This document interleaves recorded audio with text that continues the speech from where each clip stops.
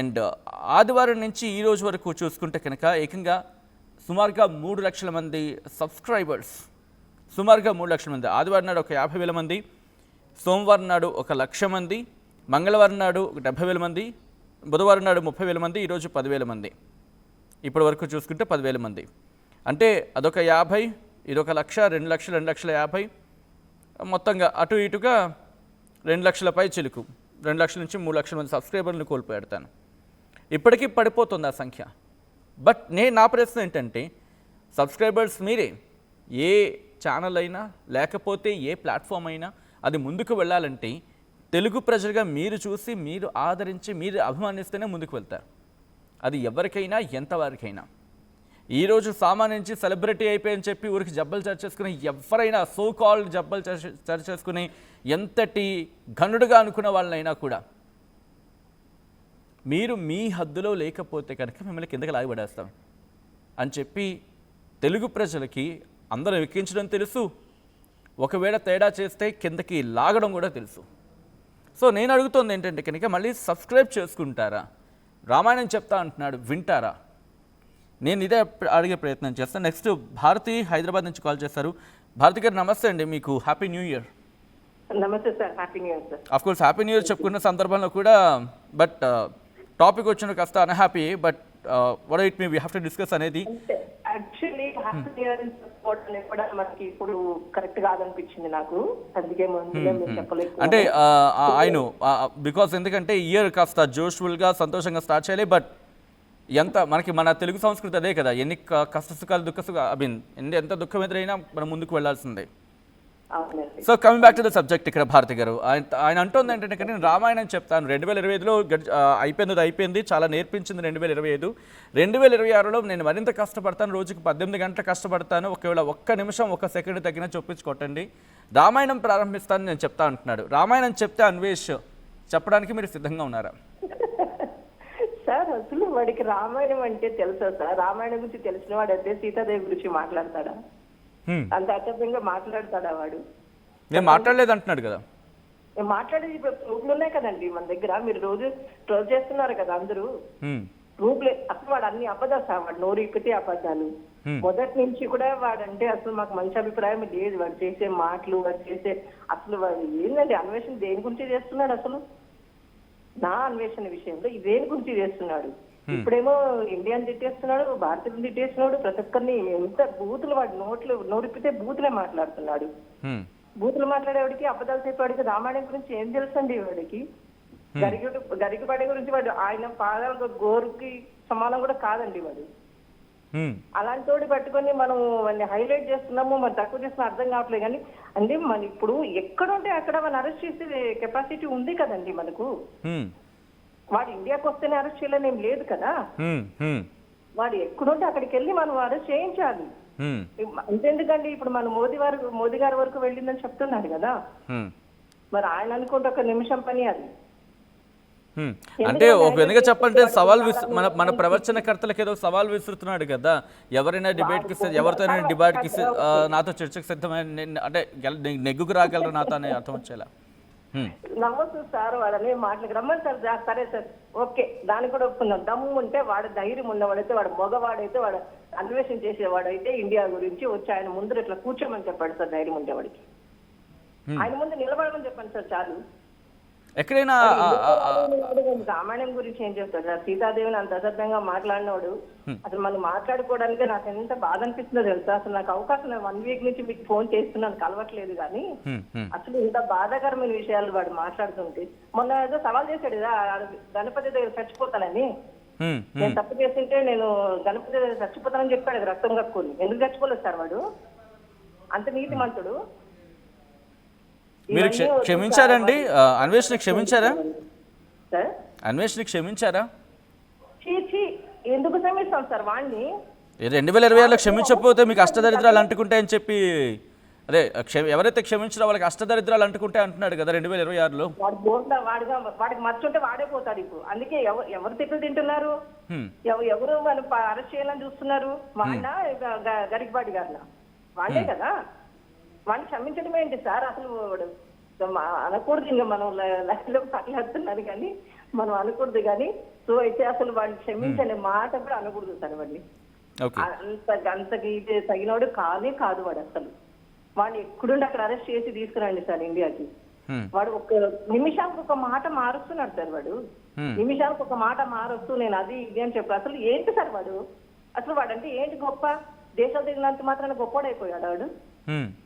వాడు చెప్పిన దానికంతా మనం వాడు ఎలా చేస్తానని చెప్పి అంటే పిక్చర్లు కాబట్టి అంటే అందరూ తిరగలేరు కదా దేశానికి. వాడు ఏదో తిరుగుతూ అవి ఇవి చూపిస్తుంటే యూత్ అనేది వాళ్ళు ఎంత పడ్డారు అంతవరకు. కానీ వాడు ఇప్పుడు అట్లా మాట్లాడుతుంటే అందరూ చెప్పులతో కొడుతున్నారు కదా. మీరు కూడా అంటే తన వీడియోస్ ఏమైనా చూసేవాళ్ళ? సబ్స్క్రైబర్ తనకి ఏదో ఒకటి రేటు చూసాను సార్. వాళ్ళు ఎప్పుడు నేను ఫాలో అప్పుడు అసలు వాళ్ళ మాటలు వాళ్ళ ఇది నాకు నచ్చేది కాదు మొదటి నుంచి కూడా. మీకు కామెంట్స్ లో కూడా పెట్టారు మొదటి నుంచి నాకు మంచి అభిప్రాయం లేదు నాకు వాడి మీద అసలు. దేని గురించి అన్వేషణ ఏమైనా సజెషన్ ఇస్తారా? ఒకవేళ కనుక బహుశా లైవ్ చూస్తూ ఉండొచ్చు గాక ఏమైనా సజెషన్ ఇస్తారా? ఎవరికి? అన్వేష్కి. అన్వేష్కి వాడు ఇండియాలో పుట్టి వాడు అమ్మ అబ్బకు పుట్టింటే ఇప్పటికైనా నోరు మూసుకొని క్షమాపణ చెప్పి ఇండియాకి వచ్చి సరెండర్ అవ్వాలి. అరే క్షమాపణ చెప్తున్నాడు కదా.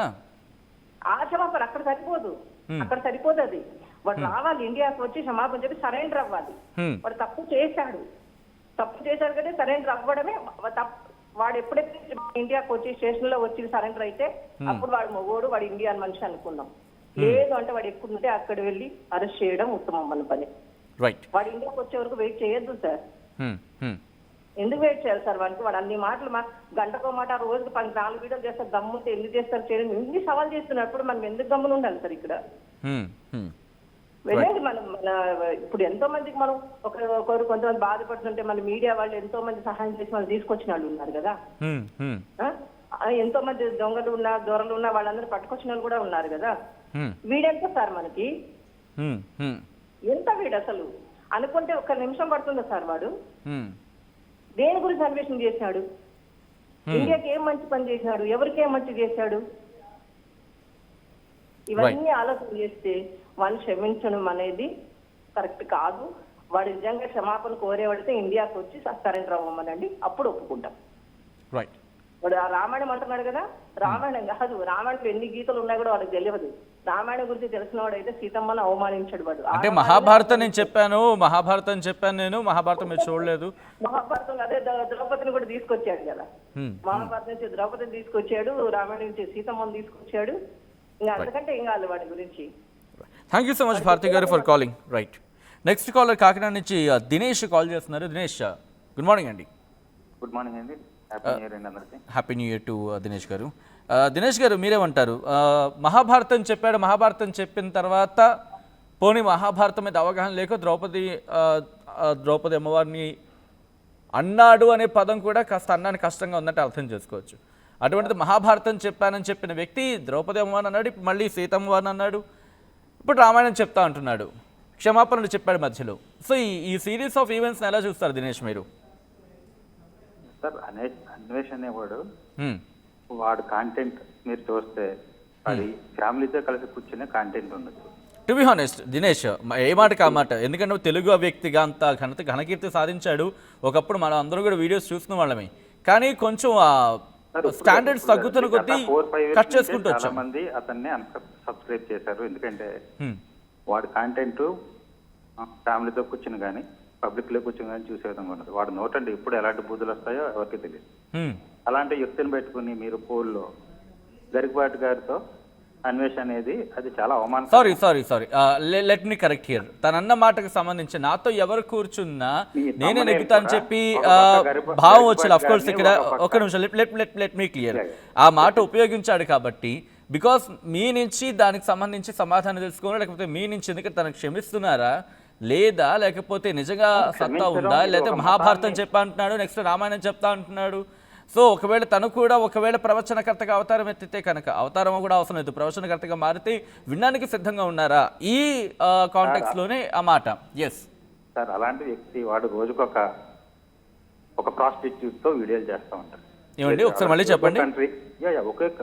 ప్రతి కంట్రీలోనూ ఒక్కొక్క వీడియోలో ఒక్కొక్క ప్రాస్టిట్యూట్ తో వీడియోలు చేస్తూ ఉంటాడు.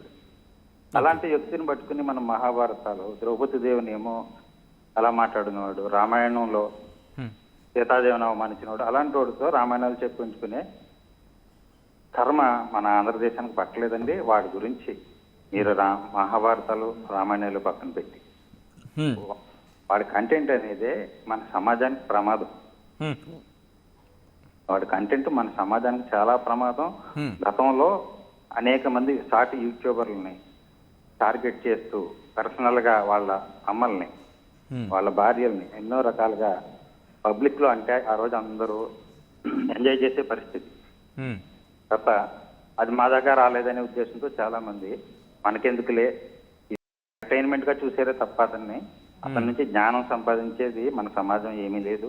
ఎందుకంటే మన పిల్లలు కానీ ఈ రోజు ఎంతమంది యూత్ కానీ మధ్యతరగతి వాళ్ళు మాట్లాడుకునే వినలేని బూతులు ఎన్నో బూతులు ఈ రోజు వాడి ద్వారా నేర్చుకోవడం తప్ప వాడి వీడియోలు చూడడం వల్ల వాడి వల్ల మన సమాజానికి ఎలాంటి ఉపయోగం లేదు, చాలా ప్రమాదం భవిష్యత్తులో. ఎందుకంటే ఇది ఇప్పుడు అందరి మీదకి వచ్చింది ఈ రోజు. ఎందుకంటే గతంలో ఒక వ్యక్తిగతంగా దూషించే వాడు ఎంతో మంది వ్యక్తిగతంగా టార్గెట్ చేసి బూతులు వాళ్ళ ఇంట్లో వాళ్ళు మాట్లాడేవాడు ఈ రోజు మన మతాల మీద. ఎందుకంటే ఇది హిందూ మతాన్ని ఒకటే అంటున్నారు మీరు అనుకోవద్దు. గతంలో క్రిస్టియానిటీ వాళ్ళ గురించి ఎంతో ఆల్గరంగా మాట్లాడారు. మీరు గత వీడియోలు చూసుకోండి. గతంలో నాకు అంత తీరిక లేదండి ఆయన వీడియోలన్నీ చూసే తిరిగి నాకు లేదు. బట్ కొన్ని సందర్భాలు ఒక ఎక్స్టెంట్ వరకు చూసాము. బట్ ఆ తర్వాత అన్ని మతాలని వాడు అవమానించాడు. మీరు చూసుకుని గతంలో వాడు పాకిస్తాన్ వెళ్ళాడు లేదా ఆఫ్ఘనిస్తాన్ వెళ్ళాడు. వాళ్ళ మతాల గురించి కూడా చాలా అవమానకరంగా మాట్లాడాడు. ఈ రోజు హిందూస్ గురించి మాట్లాడారనే దాని గురించి పాయింట్ కాదు, వాడు అన్ని మతాలని. బట్ ఇక్కడ sorry for the interruption. Garikapati గారిని ఓడించిద్దాం అన్వేషికుందని చెప్పి ఇక్కడ ప్రశ్నించడానికి కాంటాక్ట్స్ వేరే. బట్ ఎస్ అంటే 18% మంది అంటే ఓడించగలరని చెప్పి వాళ్ళు భావిస్తున్నారు. ఏమంటారు సార్? 100కి 10 మంది జ్ఞానం లేని వాళ్ళు ఉంటారు సార్. వాళ్ళు ఏంటంటే వాళ్ళకి ఎంటర్టైన్మెంట్ కావాలి, లేదంటే వాడు వీడియోలు చూస్తున్నారంటే అర్థం ఇంతమంది ఫాలోవర్స్ ఉన్నారంటే అర్థం. ఎందుకంటే అలాంటి కంటెంట్ కూడా ఈ రోజు పబ్లిక్ ఎంటర్టైన్ చేస్తున్నారు కాబట్టి అంతమంది ఫాలోవర్స్ ఉన్నారు. ఈ రోజు మన మతాన్ని తిట్టే విధంగా లేకపోతే ఆయన శివాజీ అని ఆయన ఉన్నారు, ఆయన బండ బూతులు. గరికపాటి గారిని ఉన్నారు బండ బూతులు. రామాయణ మహాభారతాలను బండ బూతులు తిడతా ఉన్నాడు. అలాంటి వాడిని మనం అసలు క్షమించడం కాదు, వాడిని అత్యవసరంగా చేయవలసింది ఏంటంటే వాడి ఛానల్స్ ని బ్యాన్ చేయాలి పూర్తిగా. అంటే తను అంటుంది ఏంటంటే రిపోర్ట్ చేయాలి, బ్యాన్ చేయాలి. వాడి కంటెంట్ మన సమాజానికి అవసరం లేదు సార్. బట్ తనే అంటున్నాడు కదా, నాకు నేను సబ్స్క్రైబ్ చేయమని అడిగాను మిమ్మల్ని అని చెప్పి. వాడికి డబ్బులు కావడం కోసం ఏం చేస్తాడంటాడు అంటే వాడు వ్యూవర్స్ పెంచుకోవడానికి ఎవరో ఒకరిని తిడతారు, పెద్దవాళ్ళని తిడతా ఉంటాడు. అప్పుడు అది ఒక టాపిక్ అవుతుంది. ఆ టాపిక్ ద్వారా వ్యూవర్స్ సబ్స్క్రిప్షన్స్ అలా వస్తా ఉన్నాయి. ఇప్పుడు కూడా అదే. ఇప్పుడు ఏంటంటే అది రివర్స్ అయింది. ఇది ఇప్పుడు ఎవరు క్షమించే పరిస్థితిలో లేదు. మనకి వాడి ఛానల్లే పూర్తిగా బ్యాన్ చేయాలి, రిపోర్ట్ చేయాలి. వాడిని అరెస్ట్ చేసి తీసుకొచ్చి లోపల పడేస్తే ప్రశాంతమైన జీవితం అందరూ బతుకుతారు. అంతే తప్ప వాడు మనకు అవసరం లేదు. ఎంతో మంది యూట్యూబర్స్ ఉన్నారు, వాళ్ళ పని వాళ్ళు చూసుకుంటారు, లేదంటే కరెంట్ అఫైర్స్ చెప్తారు, లేదంటే ఒక సినిమా రివ్యూస్ చెప్తారు తప్ప వీడంతా గదవల ఈ సమాజం ఇప్పుడు మాట్లాడే విధంగా ఎవరు ఉండరు. దయచేసి మీరు ఇలాంటి వాళ్ళని మీరు క్షమించమని అడుగుతున్నారు. వారితో రామాయణం చెప్తారు. అంటే అడగడానికి కారణం ఏంటంటే అడగడానికి కారణం కూడా కొంతమంది సబ్స్క్రైబర్స్ యాడ్ అవుతున్నారు. బహుశా ఏమైనా చేంజ్ ఓవర్ వచ్చిందా, జనాలు ఏమైనా మార్పు వచ్చిందా, ఏమైనా క్షమిస్తున్నారా, లేకపోతే పశ్చాత్తాపాన్ని ఏమైనా అడ్రస్ చేయడం జరిగిందా ఈ కాంటెక్స్లో? Thank you so much Dinesh garu for calling. So చాలా కాల్స్ వస్తున్నాయి. లైన్స్ ఎంగేజ్డ్గా ఉంటే కనుక మీరు కమెంట్ చేయొచ్చు. అభ్యంతరకరంగా లేని ఆ కమెంట్స్ నేను చదివినిపించే ప్రయత్నం చేస్తాను. కొంతమంది కమెంట్ చేయడం జరుగుతోంది. తనని మనిషిలా బిహేవ్ చేయమనండి, ఇతరుని గౌరవించమనండి, మరి ముఖ్యంగా మహిళని గౌరవించండి. ఎందుకంటే శత్రువు ఇంటికి వచ్చిన మర్యాద ఇచ్చే సంస్కృతి మంది కాబట్టి ఆ సంస్కృతికి తగినట్టుగా వ్యవహరిస్తే యాక్సెప్ట్ చేస్తాము. దాంతోపాటు తను ఏం మాట్లాడుతున్నాడో చూసుకొని మాట్లాడాలి. ఆ టాపిక్ స్టిక్ అయి ఉండాలి అండ్ అర్థవంతంగా ఉండాలని చెప్పి. సో నెక్స్ట్ నల్గొండ నుంచి సైదులు కాల్ చేస్తున్నారు. సైదులతో మాట్లాడదాం. సైదులు గారు గుడ్ మార్నింగ్ అండి, happy new year. Happy new year అండి. ఆంగ్ల భాష నూతన సంవత్సర శుభాకాంక్షలు. సైదులు గారు పశ్చాత్తాపం కనిపిస్తోంది అన్వేష్లో మీకు? వినిపిస్తుంది సార్. మీకు వినిపిస్తోంది. నేను అంటుంది ఏంటంటే కనుక అన్వేష్లో పశ్చాత్తాపం మీకు కనిపిస్తోందా అంటున్నా. ఆడు ఎలా మాట్లాడుతున్నాడండి? ఒక పశ్చాత్తాపన అంటే సారీ నా వల్ల తప్పైనది, ఇలాంటి ఇంకోసారి చెయ్యను అంటే పశ్చాత్తాపనది. అది పశ్చాత్తాపడుతూ మళ్ళీ వల్గరనే మాట్లాడుతున్నారు. అది ఎలా అయితే చూస్తారు? అలా ఇచ్చిన కొడుకుని ఇండియన్ రమ్మనండి, ఆ పశ్చాత్తాపంలో మనం చెప్తాం. అంటే ఇప్పుడు క్షమించట్లేదా? వాళ్ళతో చూపిస్తారండి. జోయిన్ సార్ ఇండియా ద్రోగినాడు. సారీ ఒకసారి తిరగలేదు, భారతదేశంలో తిరగలేదు అని ఎలా తిరగలుస్తారు? ఇది ఎవరైతే ఉన్నారో దీన్ని చాలా చర్యలు తీసుకోవాలి. వాళ్ళు ఇండియాకి రప్పియాలి. ఎట్టి పరిస్థితుల్లో వాళ్ళ పాస్పోర్ట్ క్యాన్సల్ చేసేసి ఇండియాకి రప్పిస్తే వాళ్ళు కట్టంలో చూడొచ్చు. వాళ్ళ ఎట్టి పరిస్థితుల్లో క్షమించడం లేదండి. ఇవాళ శివాజీ ఒక్క మాట అన్నాడండి, చట్టంలో ఒప్పుకున్నాడు. అతన్ని ఎలా తీసుకుపోయి లోపల కూర్చోబెట్టి మాట్లాడారో మన కొడుకుని తీసుకురావాలి ఫస్ట్. తప్పు సరే, నా మాట 2 మాటలు దేవుడు తండ్రి. కానీ సైదుల్ గారు ఓకే, అంటే తన అన్న మాటలు, తన కాంటెక్స్ట్ ఇవన్నీ ఆఫ్ కోర్స్ దీని గురించి మాట్లాడుకున్నాం. కానీ తను ఇప్పుడు రామాయణం చెప్పడం ప్రారంభిస్తా అంటున్నాడు. ఈ ఏడాదిలో రామాయణం చెప్తాను, ఎవరు చూసినా చూడకపోయినా మహాభారతం చెప్పాను, ఉపవాసంతో అంత నిష్టతో, ఒంటిపూట ఉపవాసం ఉండి అంత నిష్టతో నేను మహాభారతం చెప్పాను, ఎవరు చూసినా చూడకపోయినా. ఇండియాకి వచ్చేసి మహాభారతం కాకపోతే రామాయణం కాకపోతే ఏ భారతం చెప్పమనండి. ఇండియాకి రమ్మనండి ఫస్ట్ వన్. ఓకే, ఇండియాకి వచ్చిన తర్వాత ఏ భారతం అని విన్నాం. ఓకే, మహాభారతం కాకపోతే ఏ భారతం అని విన్నాం. నా కొడుకు ఇండియాకి రప్పియాలి నా కోరిక. ఈ ప్రతి ఒక్కరు ఎవరైతే అతనికి సపోర్ట్ చేస్తున్నారో వాళ్ళు మన ఇండియా వల్లే వాడు బాగుపడుతుంది సార్. మన ఇండియా వల్లే వాడు డబ్బులు ఉన్నాడు. మన భారతదేశం వల్లే. మన భారతదేశాన్ని ఒక థాయిలాండ్ తో పోలుస్తున్నాడు. థాయిలాండ్ తో కూడా పోలట్లేదు. నా కొడుకు అక్కడనే ఉంటే అక్కడనే మారవాలండి, ఇక్కడ ఎందుకు?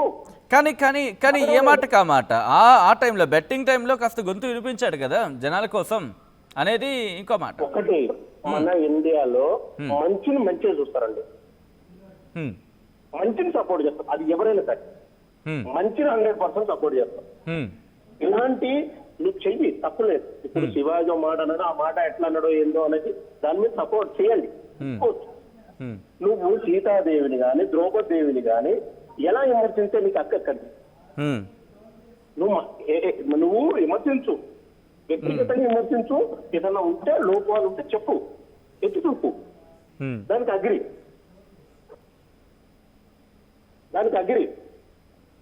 ఆవుల రేపు చేసుడు, మేకల రేపు చేసుడు, కుక్కల రేపు చేసుడు.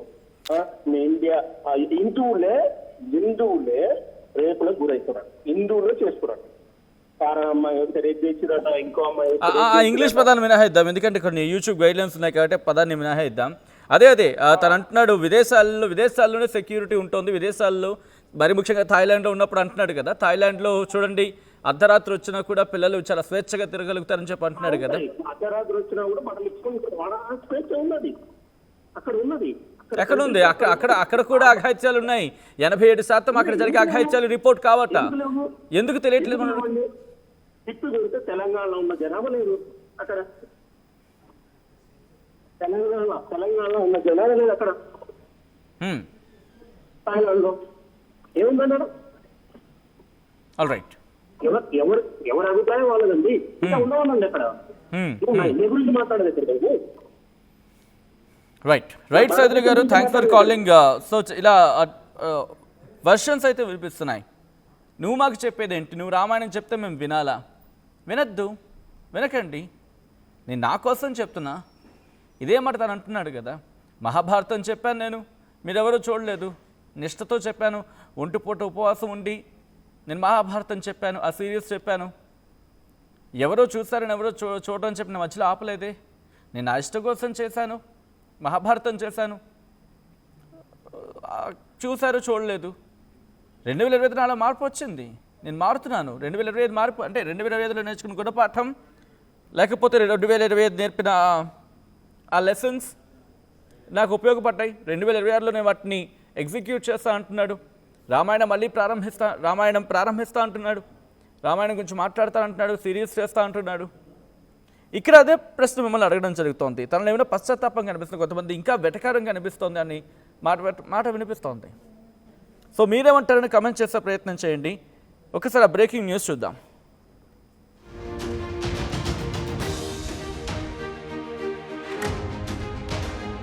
అసలైన తొలి వెలుగు. ఫాలో వాట్సాప్ @తొలి వెలుగు official.